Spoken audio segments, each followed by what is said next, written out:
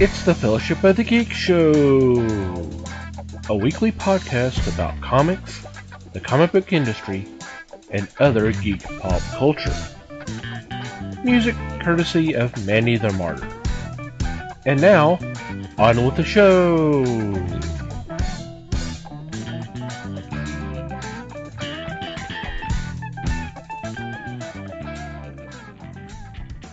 Hey everybody, welcome to the Fellowship of the Geeks podcast.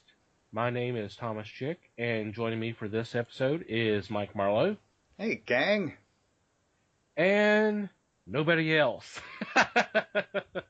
Whoa, that sounds negative. Jeez. Well, okay. Okay. It's fine. Les and Holly couldn't make it for recording for this week. Once again, life gets in the way of podcasting, unfortunately. But hey, not saying that's a bad thing. No, they both had very good reasons. They had very good reasons. Take our word for it. So they should be back for next time. So, Mikey, how are you doing? I'm doing all right. This week, I am actually going to do something. I don't know if I'm going to do this regularly or not, but we're going to try it this time and see. I am going to talk about a podcast.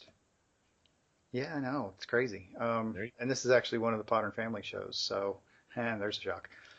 We're going to talk about one of them. But anyway, if you are listening to this show and you are interested at all in heavy metal or hard rock, then you want to go search up The Rock Show with Gully and Joe. These guys are out of the UK, and their show, it's a weekly show, and it runs roughly 2 hours. They play a lot of really cool music, and it is really loud music, and that is a good thing for some of us. They also do interviews. They interview bands all the time, and they talk about music news, and they're really enthusiastic about it. They really get into it, and it's a lot of fun to listen to. So, again, that is The Rock Show with Gully and Joe, and I'll throw a link in the show notes for it. That's cool. Check it out. Well, shout out to them. That's awesome. I guess I need to check that out myself. I'm not really much into that kind of music, but I'll definitely check it out just to see. Yeah, it'll give you a good little sampling of some good stuff. Yeah, okay. Cool. This week, for me, I think I've mentioned it in previous podcasts that I've kind of started watching things on Twitch TV. And for those who don't know what Twitch is, it's a streaming service primarily for gamers to show, the kind of broadcast them playing video games. And a new one is out. I mean, it's not in full release yet. It'll be in full. That happens June 14th. It's in closed beta, and it's called Dead by Daylight. And the premise is you have 4 players, which they term survivors, and then you have the killer. And in this map that you have in closed beta, you are in kind of a abandoned, derelict foundry, I guess you would say, that's out in the woods. And the whole purpose for here is the survivors are supposed to repair generators, which will power up the doors that you can be able to open and escape. And obviously the killer is going around trying to attack the survivors and ultimately hang them on hooks for sacrifice for what looks like kind of like a spider god or something that's on this hook. And it's an MMO, so you can play any of the survivors or you can play the killer. It looks great. It looks fun. Things change up so much, especially when you're playing with other players, that it really can't get old. And when the full release comes out, there's actually going to be at least 2 other different killers and 12 different other maps. So it looks great. And the response from the players and on Twitch has been overall overwhelmingly positive. Yeah, there's some big glitches, but hey, it's beta. That's going to happen, and there's going to be stuff that they'll have to fix out. I mean, that's part of the course. But it looks like a blast. It's something that I've seriously thought about maybe chunking some change and buying the game myself. And I hadn't played video games in I don't know how long. It's been forever. But it looks fun. It's funny because everybody talks about it being kind of a sound like Friday the 13th type premise, and it kind of is. But it sounds like there's supposed to be a Friday the 13th video game coming out later this year. Oh, wow. And the thing is, it sounds almost exactly like this, except for it's 7 campers or survivors to Jason. So it's almost the same thing. So there's kind of like, okay, well, who came, who started first? That kind of. The chicken or egg? Which one is it? Yeah. But it looks great. I highly recommend it. And again, it's called Dead by Daylight, and it's by Behavior Interactive. But it looks like a fun game. Especially for somebody who's into slasher movies. Well, in the slasher movies, but there are as a survivor, there are strategies you can do to, especially you can set up your own lobby, so you and 4 of your friends can actually have a game to yourselves to play. So that's cool. That's handy. Yeah, that is very cool. So I definitely recommend y'all checking it out and see what you think. It could be a lot of fun, especially watching other people play it and see what's going on. So yeah, definitely check it out. Yeah, and the fun thing about watching it on something like Twitch is you're getting commentary from the players as well. Exactly. Yeah. Which is A, helpful if you want to play the game later yourself. You're already starting off ahead of the game because you're learning tips and tricks. And B, it's got to be hilarious. Oh, it's very hilarious, especially when it glitches. Because there's been a couple of times where if a survivor is on a hook and someone comes to help them take them off the hook, if things happen too fast, they'll be off the hook, but they're floating. And the thing is, they're floating head down, so their butt is in the air. So when they're trying to run around in the field, trying to run away from the killer, they're still upside down. They're still upside down with their butt in the air, and then, yeah, you're laughing your ass off. Nice. In some cases, literally. Right. That's the great thing about a horror game is, yes, you can laugh your ass off literally. Yeah. Or scream your ass off literally. Either way. There you go. So yeah, definitely check that out. It's fun. I thought about getting on and saying, "Hey, Mike, you really need to check this out and see what you think about this." It's really fun. So let's go ahead and get into our topic this week. And we decided to do a little something a little bit more. How should I say? Not so deep, not so heavy. Yeah, there you go. And now for something completely different. Exactly. We wanted to kind of discuss some of our favorite licensed comics or comics adaptation. And what I'm talking about there is a property, whether it's been a novel or a TV show or a movie, being adapted to comic book form. Yeah, something that was something else first. Exactly. Or even toys at that point. Oh yeah, there's toy ones out there. Yeah. So the easy recent example is the Micronauts book. Yes. Cullen Bunn's writing. Exactly. So Mike, why don't you go ahead and lead off? What's one of your picks? I got an idea. Why don't I lead off?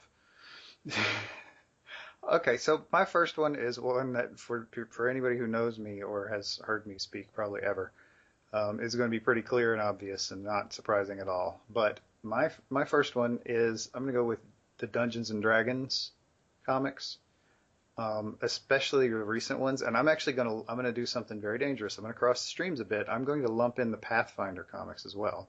Ooh. I know I'm going to draw the ire of both sides of that epic battle, but yeah. But yeah, like I am mostly, as far as the D&D comics themselves go, I mean, it's a recent thing for me. So there are tons that I have never seen that date back for 2 decades at least. And not surprisingly, what kind of drew me into them was Jim Zub writing them most recently. Which is also kind of why I got hooked on the Pathfinder series. And although he has left the Pathfinder series, they have done a really nice job of keeping up the quality. They're still as good as they were when Zub wrote them the first couple of arcs, and I think they just wrapped up the sixth arc of the Pathfinder books, and they're still good. They're sticking with their the core characters that Zub started with, and they're just running with them, and they're having a blast, and they're really doing a nice job with those. And the D&D ones, um, Zub is on his second arc with the Minsk character, who they had taken from a video game from years ago, who hadn't really had much airtime, screen time otherwise, and they've had a lot of fun with that, and so that's been really entertaining. And like I said, they've done a bunch of stuff in the past. They've done a bunch of Forgotten Realms books, including adaptations of, this is funny, an adaptation of their own property. So they're kind of double dipping on this one. I didn't even realize that. But they've done adaptations of some of R.A. Salvatore's books. Yep. And those, I actually haven't had a chance to look at those yet. But I read those books years ago because Forgotten Realms was really, really popular when we were in college. That was a long time ago. Yep. And tons of other stuff. And I mean, like I said, not a big shock. I've been playing D&D since I was like 10. So, and I'm a lot older than that now. We don't need to talk about how many decades that I've been playing D&D. And so there's that, and that fostered my love of high fantasy, of any kind, and in pretty much any medium, movies, books, comics, whatever, TV. Mm-hmm. So yeah, that's probably my number one right there. Cool. I'm kind of glad that you kind of went that way. That makes my first choice. I was thinking I was gonna go outside the realms or whatever. I'm not sure how I'm saying it, but my first choice is Star Trek, and and I really loved the books that when it was under DC's logo, the Mike Barr and the Peter Davids, the stories. Those were awesome tales. But I'm liking the current Trek that's being written for IDW, Mike Johnson's run in. Wow, I mean, 58 just came out, and Mike Johnson's been writing them all, and he's done some of the one shots and miniseries. Holy cow, that's like 5 years. Yeah, On one book, basically. on one book. That's It's nuts. been It's Mike Johnson. You don't see that very often. No, you don't. That's the thing. And the thing about the current run, yeah, it's the rebooted Trek, but he alternates between original stories and then he'll take some of the classic tales and go a different path for several different reasons. One, obviously, with the changes in time, obviously the story's not going to be the same. But I mean, he decides to do something a little different that makes the story fresh. So you still get that classic tale, but it definitely goes a different direction. Well, yeah, you have to spin it a bit. Yeah, you got to. It's going to change a bit because of some of the stuff they've done. Yeah. Exactly. But I mean, 58 just came out, and it's the final chapter of original story to celebrate the 50th anniversary of Trek, and it's talking about the Spock Prime, as they call him, the Leonard Nimoy Spock, Mm-hmm. after the events of the 2009 movie, of him trying to locate a new planet to become A new home world, yeah. a new homeworld. And what I thought was interesting is the response to the remaining Vulcans to him, like, you're the reason why we're having to look for a new homeworld. You're the one that just basically slaughtered our race, and he had to deal with that. And such a great story. Yeah, it wasn't one that I even thought about needing to be told, but it was so great. And Mike Johnson just knocked it out of the park like he usually does. So, Wow. yeah, the DC line, back when they picked it up back when about Star Trek 3 came around, and they had it for a long and long time, and those some great stories. But the stuff that they're putting out now is just as good. So Star Yeah, Trek stuff. Go ahead. I really liked the Starfleet Academy story they did not that long ago, Oh yeah. which was and yeah, here's the deal. I've been a huge Star Trek fan like since forever, and I really have not liked the reboot. Mhm. I've had fundamental problems with the reboot, and maybe we can maybe I'll get on a soapbox about that sometime, but I'm not going to do it today. Okay. So the idea that they were for the Starfleet Academy story, they came up with new characters, and I was like, all right, I'll take a look at this, and it really worked well. I really liked what they did with it. They told a nice little story there. There's another was a short-lived series when Marvel had the license that I would recommend to you, Mike, because I believe, if I'm not mistaken, Dan Ebonette wrote it. But it was the adventures of Christopher Pike Enterprise. Oh, cool. So you had Chris Pike, you had number one, you had the different Spock that we had from the classic series. It was a very short one, maybe not even 12 issues, but it has been collected in a omnibus form by IDW because that's how I have it. Hmm. But I think I don't remember. I think it's called Star Trek: The Early Voyages. But I enjoyed it. I enjoyed the heck out of that. Dan Evident and Ian Ingenton and Patrick Zurcher was one of the artists. Mike Collins and Javier Pulido. Wow. This was from February of 17 issues, from 97 to 98. That's a I few years ago. Jeez. Yeah, Cool. so I definitely recommend that if you can get your hands on that. I enjoyed it. I'll have to check that out. Okay, what's your next pick? Oh, all right. My next pick is a nut that's not going to fall that far from the tree because it dabbles in the fantasy thing again. Um, but it is Conan, the Robert E. Howard creation, and I'm actually gonna do a slash on this again. I'm gonna add another. I'm gonna add a little bit to it. I'm gonna add Red Sonja to the mix because the combination of the two they've had a huge resurgence in the last couple of years, both of them. I mean, Red Sonja clearly more so with Gail Simone at the helm, um, which is actually another book that she has left and the writer that took over has done a really nice job with. But the Conan stuff came from a novel and a handful of short stories, and it has been a pretty much a standard in comics for nearly 20 years. There's been some sort of Conan story going on, and now Red Oh, Sonja as well, and probably more than that, probably more than 20 years. But oh yeah, because the first Conan comic was early 70s.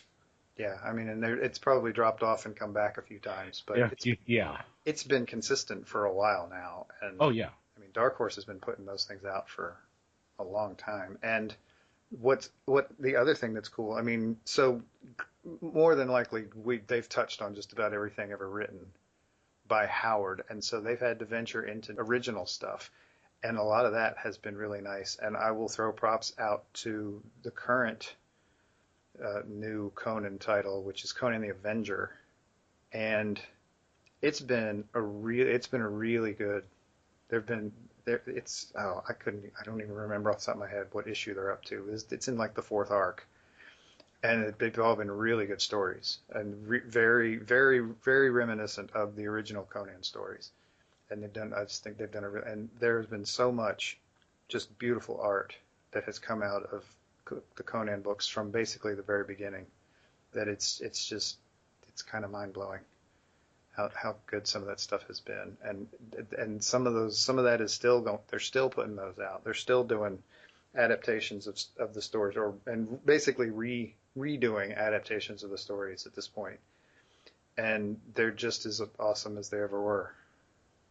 Is Fred Van Linde still writing that I one? believe, yeah, he is. Okay. He is, and he's been killing it.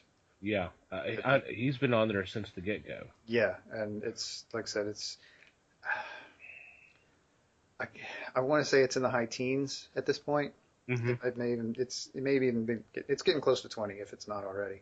Yeah. And yeah, it's still just good story after good story, and really really well drawn as well. And then the guys who have been doing the original stories, they're still churning those out, and they're still as pretty as ever. Very cool, very cool. And then there's the Red Sonja almost re-envisioning, because in the Howard stories she was never really a major character or anything. She's you could almost say she's the Irene Adler of Conan stories, but that's if you get that Sherlock Holmes reference. But yeah, and what Gail Simone did with that character is just, I mean, she really made it her own and made her just an amazing character.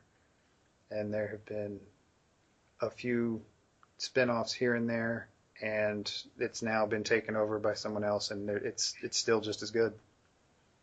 So they're knocking it out of the park. And the fun thing is, with very cool, Conan is being done by Dark Horse, but Red Sonja is owned by Dynamite, which has made the couple of crossovers that have happened recently between the two fun.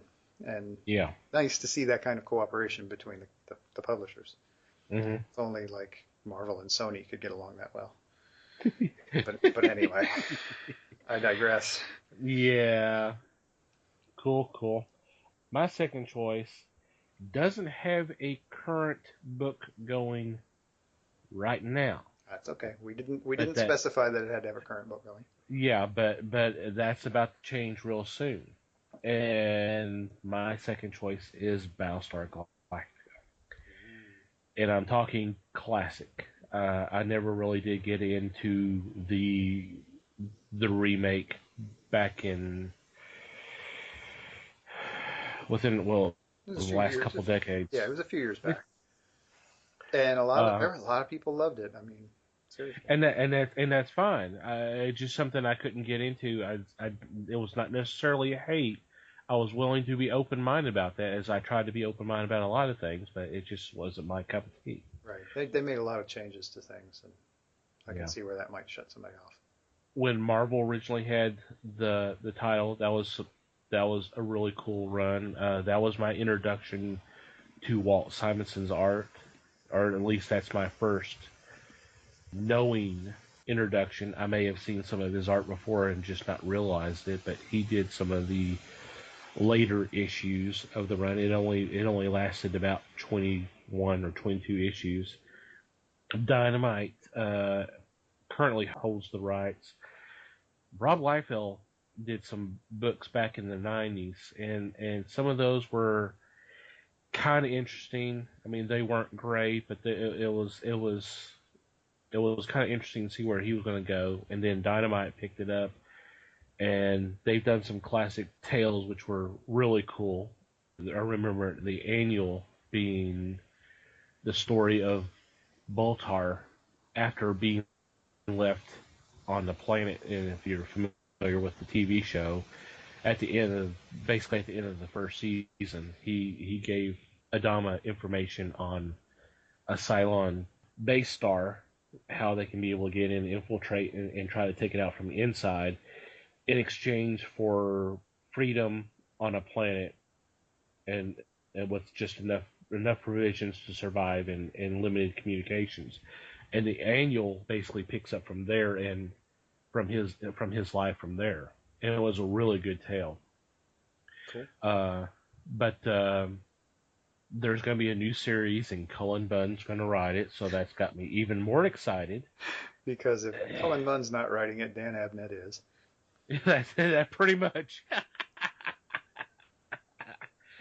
And actually, I think there's going to be a new Conan written by Bunn too. So I mean, Bring it Bunn's on. every I like his yeah. stuff. Bring it on. So Keep him busy. part of that just goes back to my youth, but I mean, there's been some really good stories told. So I'm excited about the new book, and we'll see what happens, especially with Cullen writing it.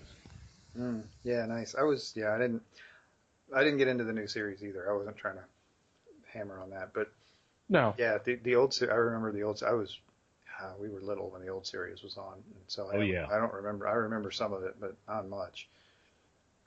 But yeah, I liked it. I remember liking it. I remember it being exciting. yeah.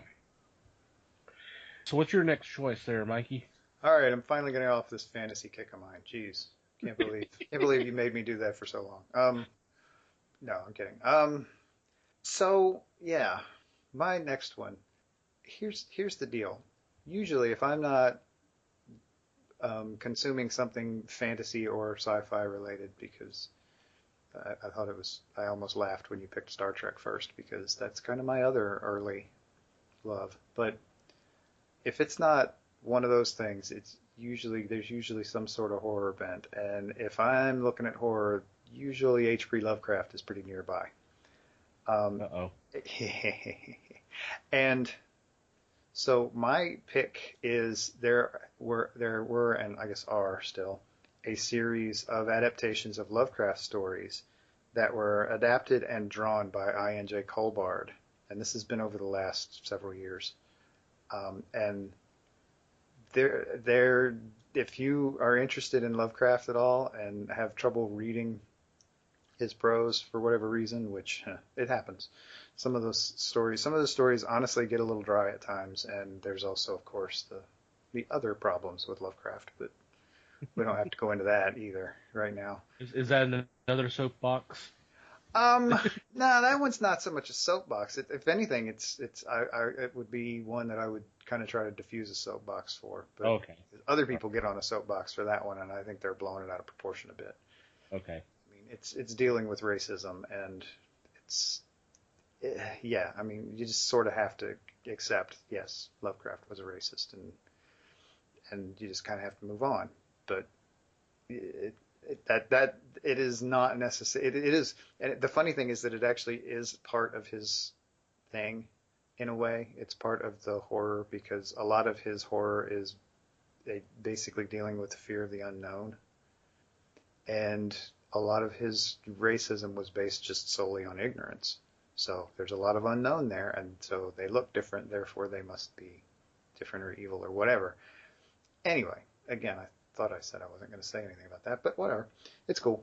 Um, but yeah, so there have several of Lovecraft stories that Culbard has adapted, and Culbard is a really good artist, and is also has a really, you can tell from some of these adaptations, he has a really good understanding of Lovecraft stories and of the horrors that Lovecraft tells about. And yeah, it's one of those deals where you read it and you're like, yeah, if you've read them both, then you're like, yeah, he gets it. And there's some really, really pretty and really dark stuff that he gets to do with those stories, and they work really well. Awesome. Lovecraft is something that I've never got into. I mean, I've seen some of the stuff and I'm interested, but I just hadn't taken the plunge. The Culbard stuff you might think of it as a good place to start Okay. if you wanted to kind of get an idea. Just grab like three of them. I mean, it almost doesn't matter which three, Okay. and just take a look, see what it looks like. Okay. Cool. This is kind of funny because I'm departing from sci-fi to get into horror. Oh, this is shocking. That's wild. Unfortunately, we don't have any new books and hadn't had any in a while. I think, as far as I could tell, I think it's due to legal issues and that kind of stuff. But during, I'd say the 90s and early 2000s, there were quite a few miniseries and one-shots based off the Halloween franchise. Oh, really? Yeah. And some of those, it's funny because a lot of them basically kind of avoided stuff that happened in the movies, including I mean whether they went the H2O route or they stick with the movie the based on the storyline from 4, 5, and 6. Yeah, I was going to say some of the movies have avoided some of the movies, and so Yeah, well, and if all reports are correct, we may be going a different path with the next one. okay, Maybe going back to the original. Yeah, that's fine. It happens. right. It kind of makes sense. One of the stories I remember most was one called Sam, and it really wasn't even a comic book per se. It was more prose with illustrations, and it chronicled the final. I don't want to say days, maybe in months or years, a year of Sam Loomis, who for those may not remember that name, that was the character that was played by Donald Pleasance in the original run. Yeah, he was the psychiatrist. He was a psychiatrist, and then in the Rob Zombie remake, it was Malcolm McDowell, which I thought was brilliant casting. I thought that was awesome. Hard to go wrong with Malcolm McDowell, really. Good point. Let's be honest. But throughout the story, he's kind of reflecting back on his life and way things could have gone, and talk about a dear friend of his that he kind of got romantically involved with, and then things changed by meeting this little boy in 1963, and his life had changed, and not exactly for the better. And it kind of covers some of that stuff that has happened since then. And basically, the book ends, and I'm not going to spoil it if you've seen the movies. Loomis is lying on his deathbed, and there's Michael. He's visited him one final time, Hmm. and it was a nice touch. And I'm not gonna spoil the actual ending because you can actually go if you can go to Halloween. I think it's HalloweenComics.com. We can put the link in the show notes. You can actually that is available to download if you're willing to, if you want to read it. I really highly recommend it. But it kind of leads into the events of Halloween H2O. Which was cool, and the guy who wrote that, and guy who wrote a couple other miniseries, his name was Stefan Hutchinson. He was a diehard Halloween fan. You could see it in his writing, how because he knows a lot of the events and that kind of thing. Cool. He was in the process of writing a miniseries that only 2 issues got published. It was supposed to be a 4-issue miniseries, but only 2 got published, and then there was legalities got involved. So that's as far as I'm going to get into it because I honestly I don't know all the details.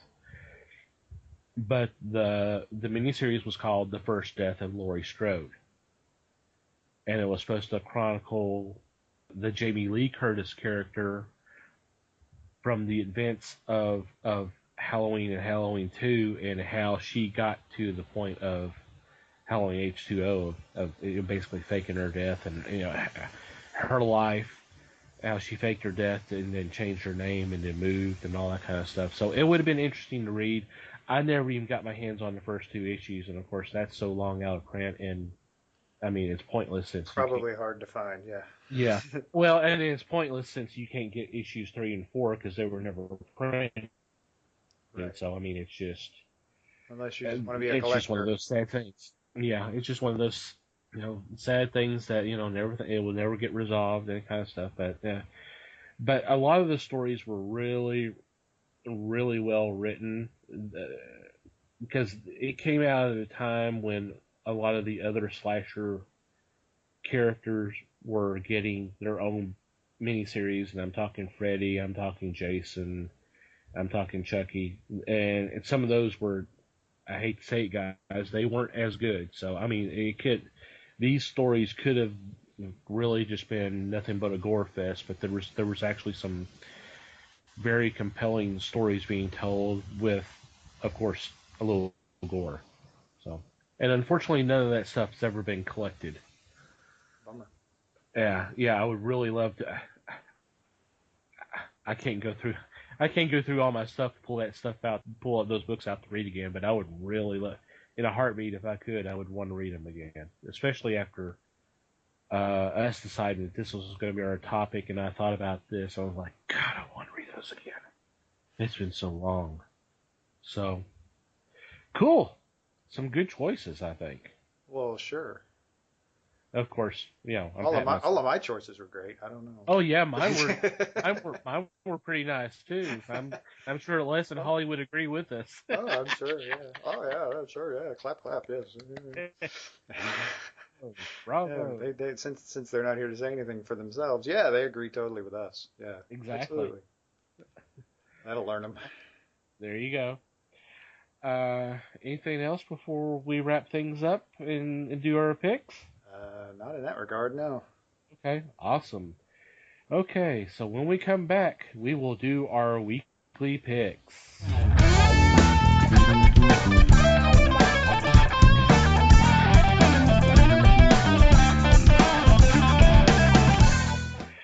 And we're back with this week's picks. Since it's only Mikey and me, we are picking 3 books each.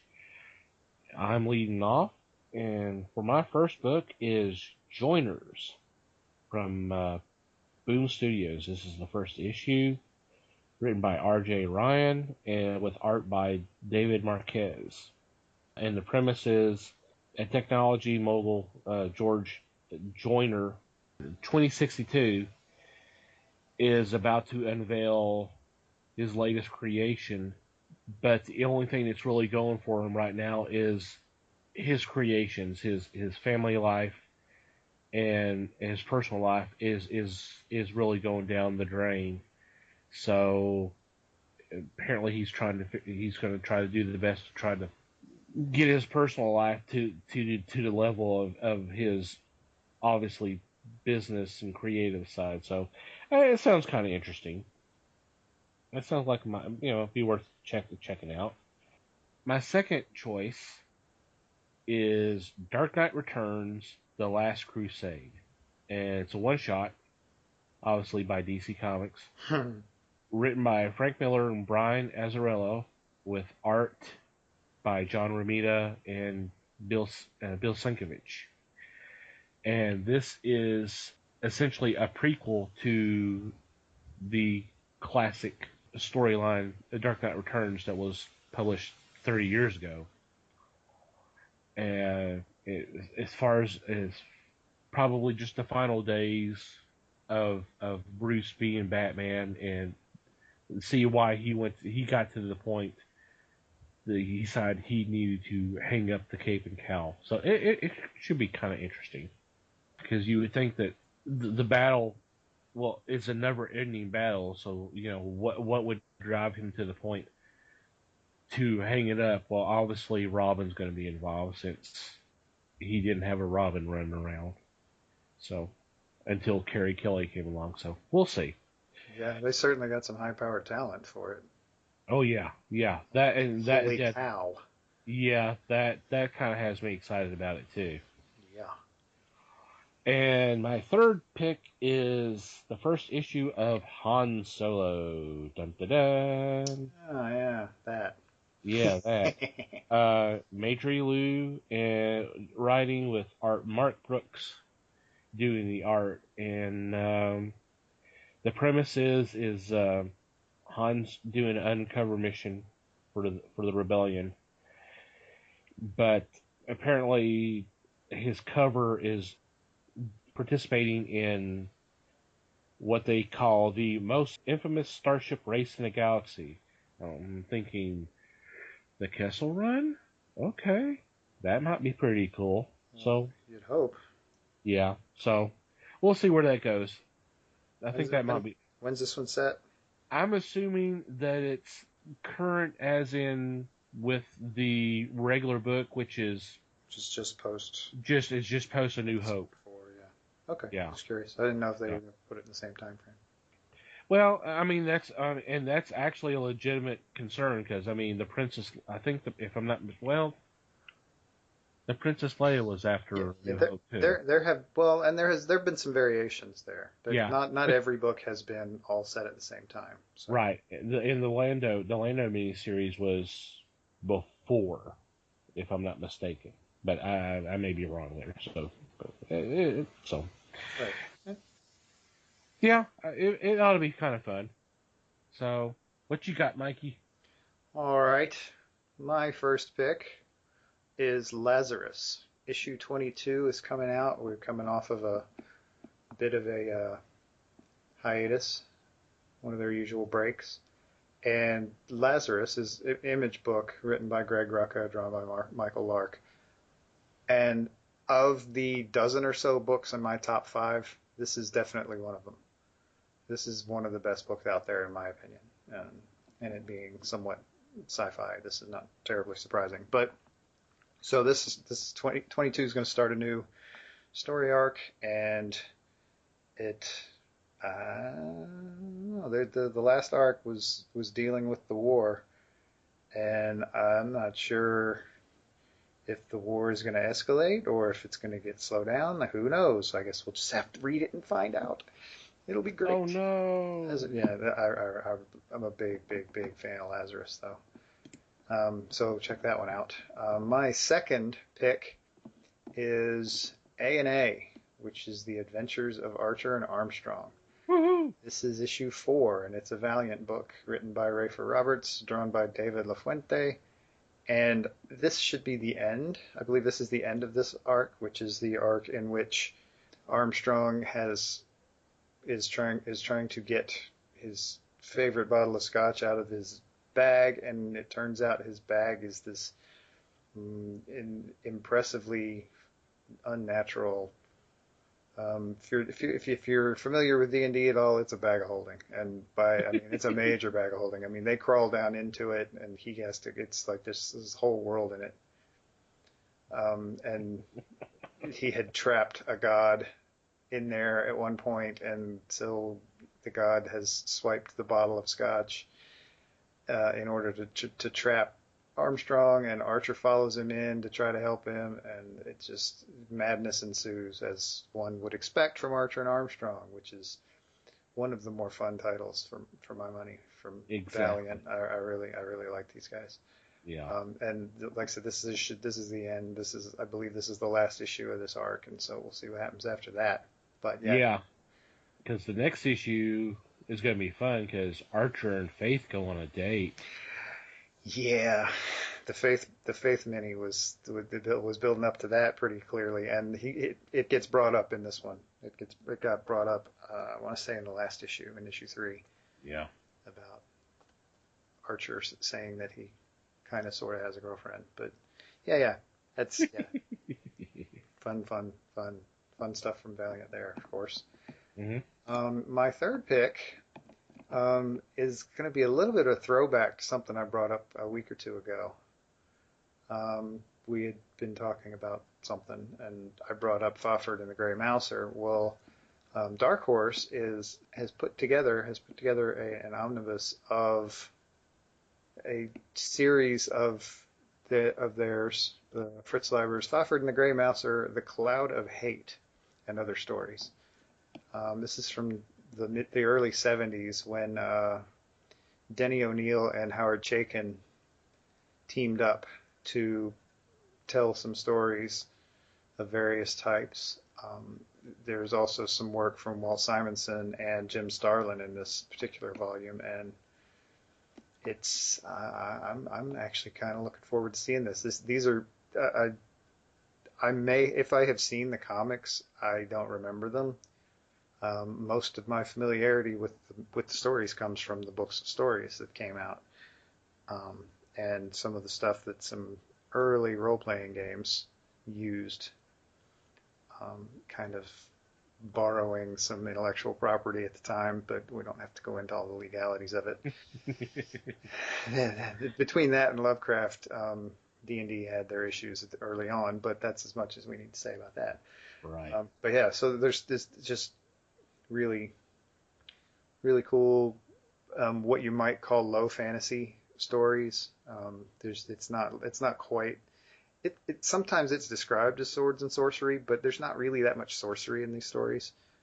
There's a little bit. It's kind of hinted at. It's not really ever used directly. So it's more. I mean, there's probably more magic in Conan than there is in Fafhrd and the Grey Mouser, but it's still fun stuff, and it's still pretty cool fantasy.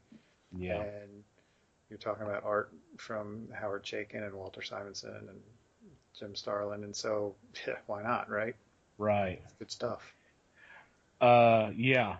If I'm not mistaken, those were originally DC book comics. I think it was called Sword and Sorcery. Hey, that's an original name. Yeah, well, they don't want to. Yeah. They don't want to be. Don't truth in advertising, you know. Well, that's true.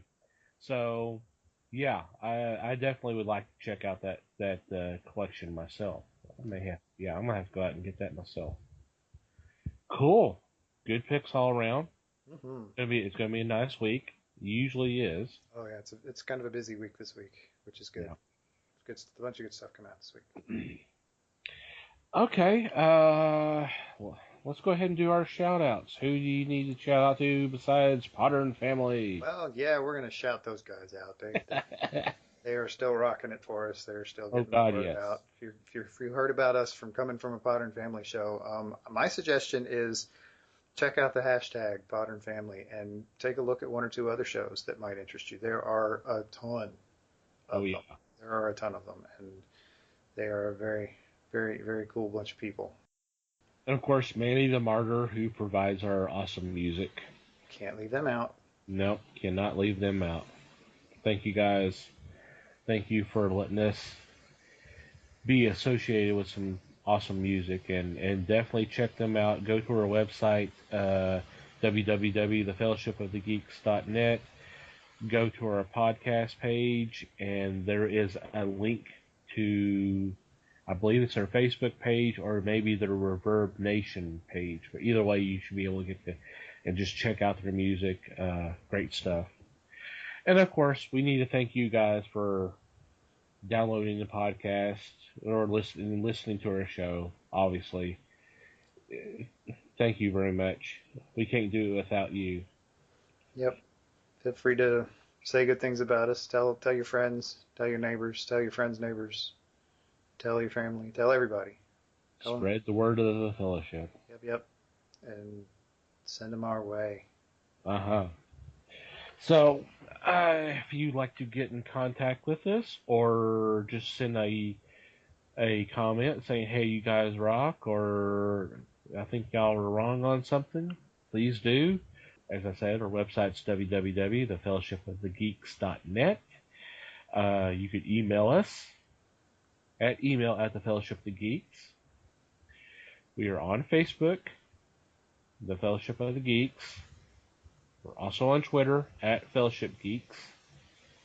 Mikey can be reached on his Twitter page @MikeyGeek. Holly, it can be reached at Holly Blake with 3 E's. And I'm at Tom TC Geek.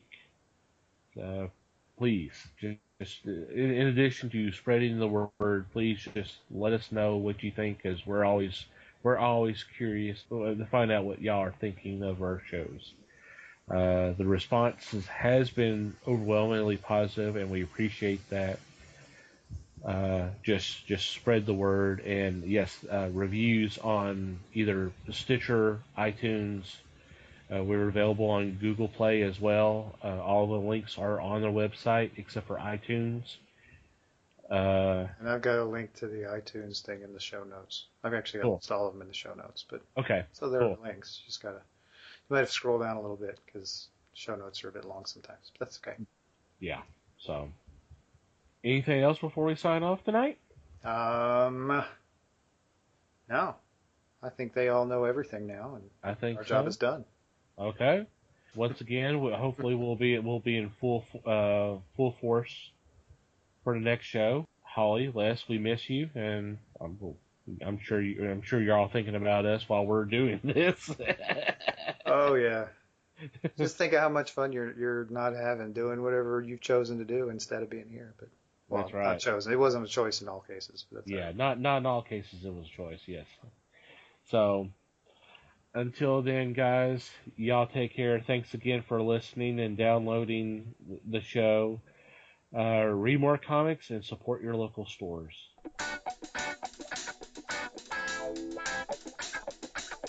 We thank you for listening to the show. Comments, suggestions, and questions can be sent to email at thefellowshipofthegeeks.net. You can follow us on Facebook at The Fellowship of the Geeks and on Twitter at Fellowship Geeks. Until next time,